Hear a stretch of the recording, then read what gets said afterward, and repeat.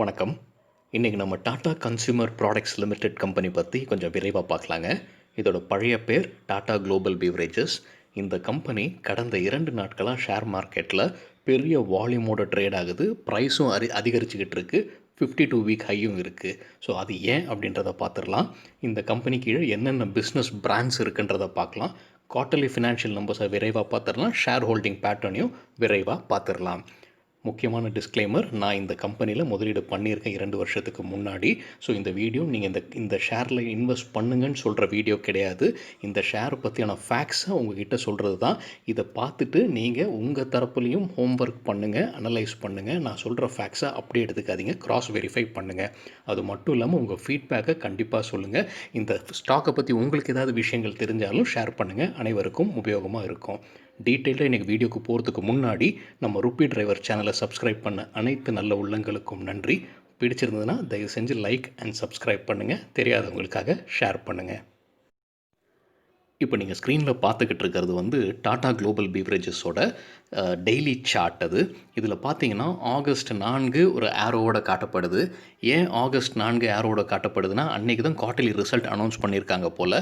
எந்த குவார்ட்டர்துன்னு பார்த்தீங்கன்னா April May June financial year 2021 announce பண்ணியிருக்காங்க. ஸோ அன்னைக்கு அப்புறம் பார்த்திங்கன்னா ஷேர் ப்ரைஸ் அதிகரிச்சுக்கிட்டே இருக்குது. அதே மாதிரி கீழே ஒரு நாளோட வால்யூம் பார்த்திங்கன்னா அதுவும் அதிகரிச்சுக்கிட்டே இருக்குது. ஸோ எப்படி அதிகரிச்சிட்டு இருக்குன்றது சொல்கிறேன்னு பார்த்திங்கன்னா ஆகஸ்ட் 7 வால்யூம் பார்த்திங்கன்னா 30.5 மில்லியன். ஆகஸ்ட் 6 பார்த்திங்கன்னா 15.9 மில்லியன்.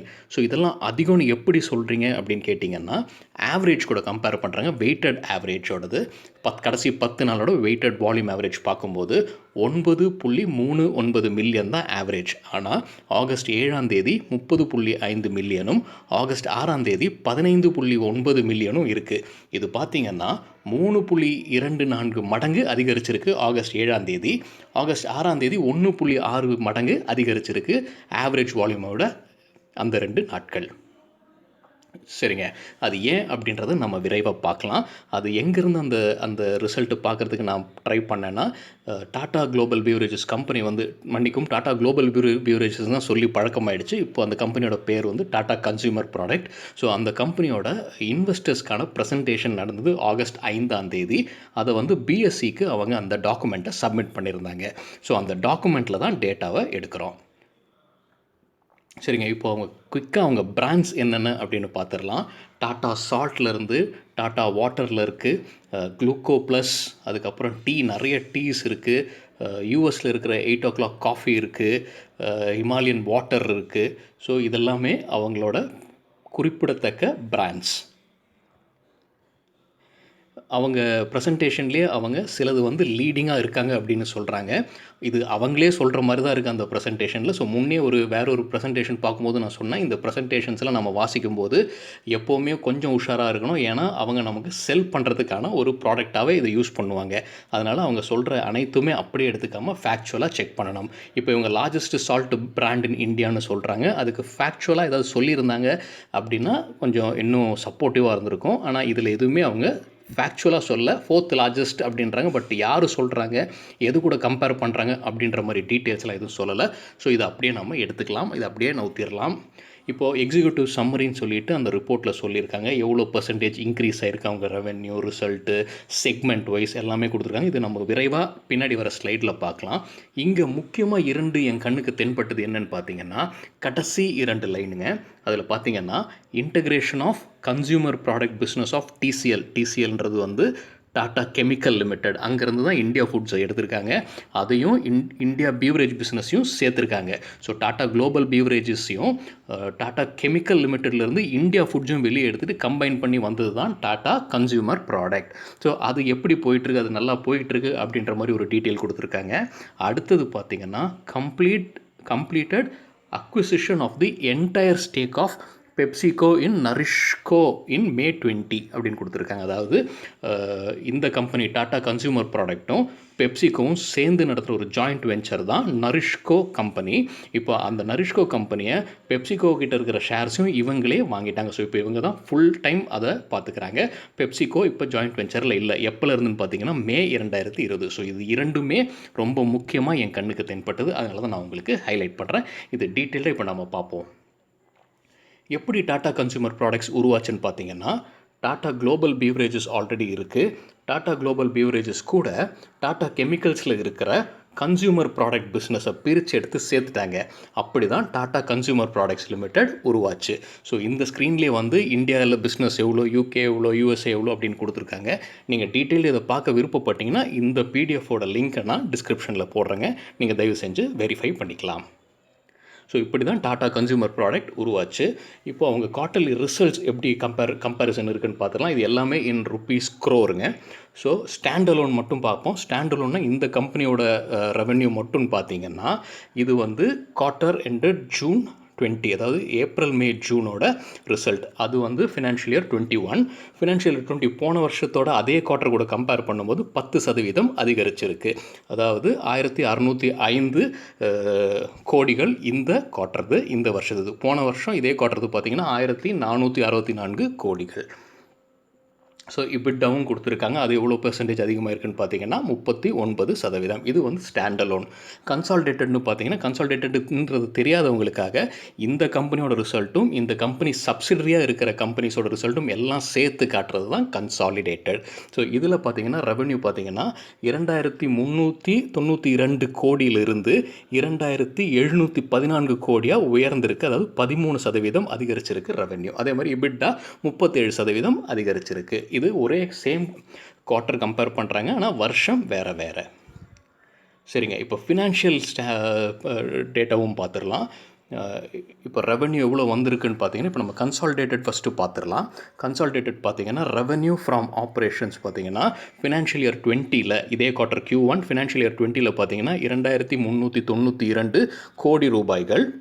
அதே வந்து இந்த குவார்ட்டர் இப்போ ரிலீஸ் பண்ணதை பார்த்தீங்கன்னா 2714 கோடிகள். ஸோ 13% அதிகரிச்சிருக்கு. அதே மாதிரி ப்ராஃபிட் ஆஃப்டர் டேக்ஸ் பார்த்தீங்கன்னா இந்த குவார்ட்டருக்கு பார்த்தீங்கன்னா இப்போ அனௌன்ஸ் பண்ணது 389 crores. அதே போன வருஷம் சேம் குவார்ட்டரில் பார்த்தீங்கன்னா 198. ஸோ சேஞ்ச் பார்த்தீங்கன்னா கிட்டத்தட்ட 97%, கிட்டத்தட்ட அது 100% மாதிரியே இருக்குங்க, டபுள் ஆகிருக்குன்ற மாதிரி. அதுதான் ப்ராஃபிட் ஆஃப்டர் டேக்ஸ். ஆனால் கடைசி லைன் ஒன்று பாருங்கள். இதில் வந்து ஜாயிண்ட் வெஞ்சர்ஸையும் அசோசியேட்ஸாக இருக்கிறதையும் கம்பைன் பண்ணும்போது இவங்களோட ப்ராஃபிட் ஆஃப்டர் டேக்ஸ் 389 கோடியிலிருந்து 346 கோடிகளாக குறையுது. அதே மாதிரி போன குவார்ட்டர்லையும் அதே தான் நடந்திருக்கு. அதாவது போன வருஷம் அது இதே குவார்ட்டரில் எப்படி நடந்திருக்குன்னு பார்த்தீங்கன்னா 198லேருந்து 190 மாறியிருக்கு. ஸோ இப்போது எவ்வளோ பர்சன்டேஜில் இருக்குது போன வருஷம் கம்பேர் பண்ணும்போதுன்னு பார்த்தீங்கன்னா 82%.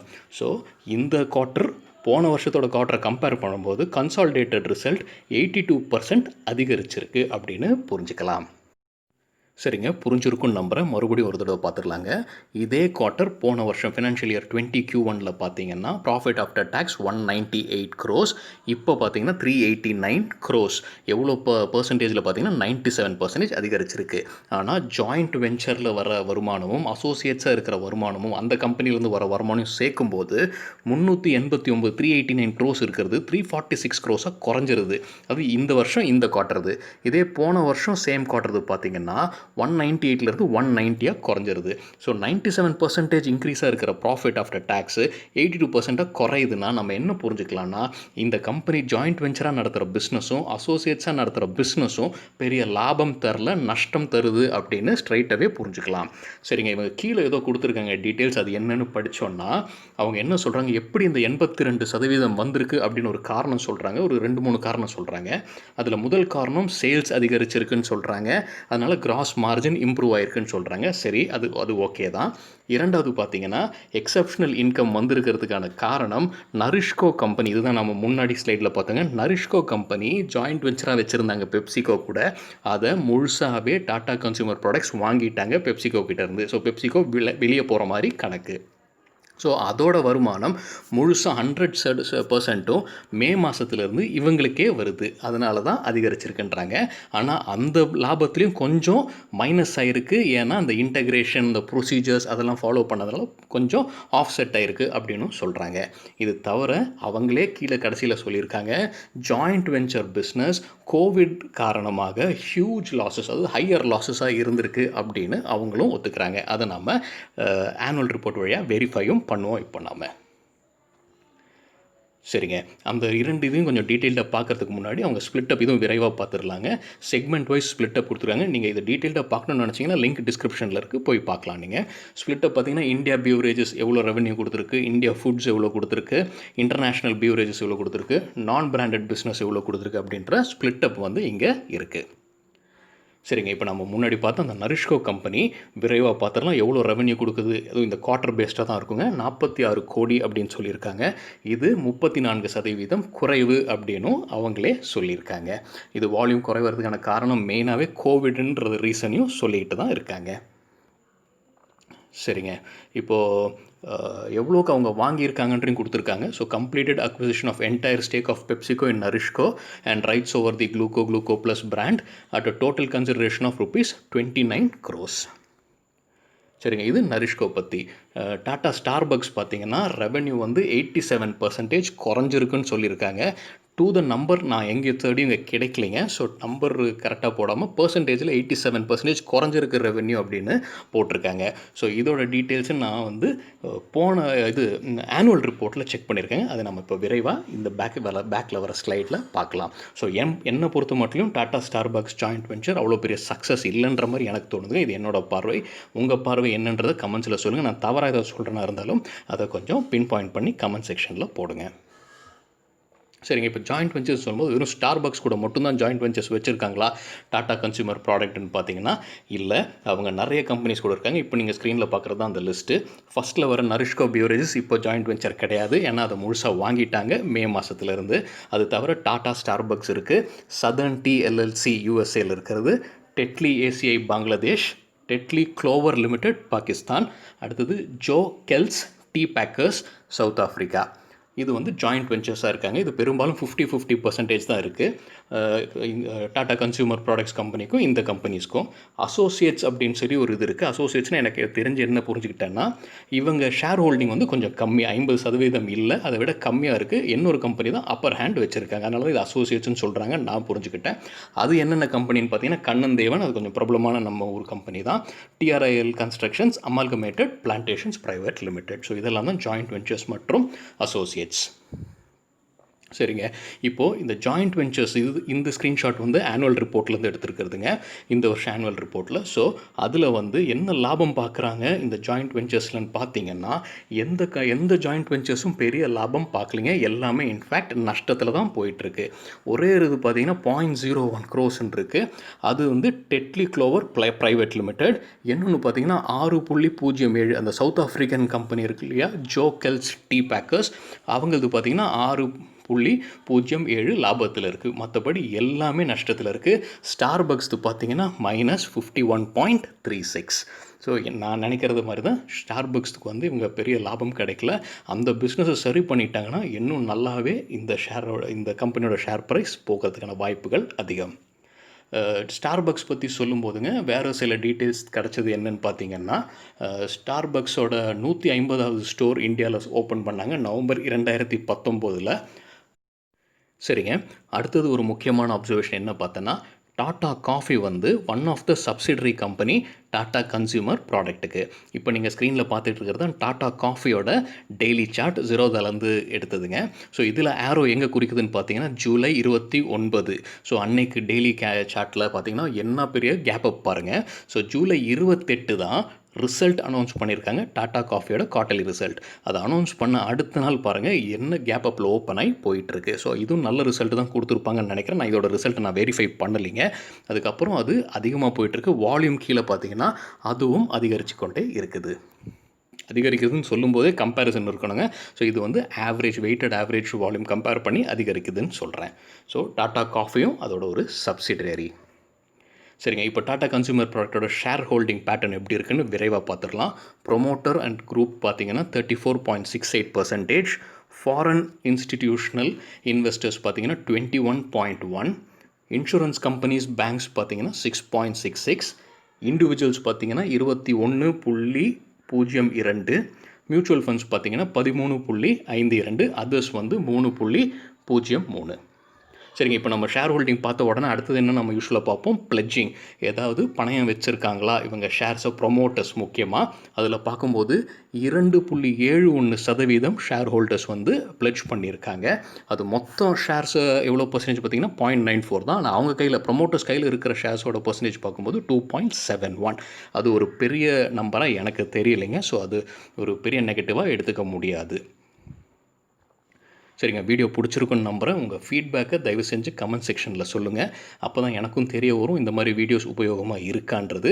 அது மட்டும் இல்லாமல் என்னோடய பார்வைக்கு எதிர்மறையாக உங்கள் பார்வை இருந்ததுன்னா அதையும் தயவு செஞ்சு ஃபீட்பேக்காக சொல்லுங்கள். ஸோ அப்போ தான் ஐடியாஸை எக்ஸ்சேஞ்ச் பண்ணிக்க முடியும். தவறுகள் எதாக இருந்தாலும் கண்டிப்பாக சுட்டி காட்டுங்க, நான் திருத்திக்கொள்ள முயற்சி செய்கிறேன். பிடிச்சிருந்தா லைக் அண்ட் சப்ஸ்கிரைப் பண்ணுங்கள், ஷேர் பண்ணுங்கள் தெரியாதவங்களுக்காக. நன்றி, வணக்கம்.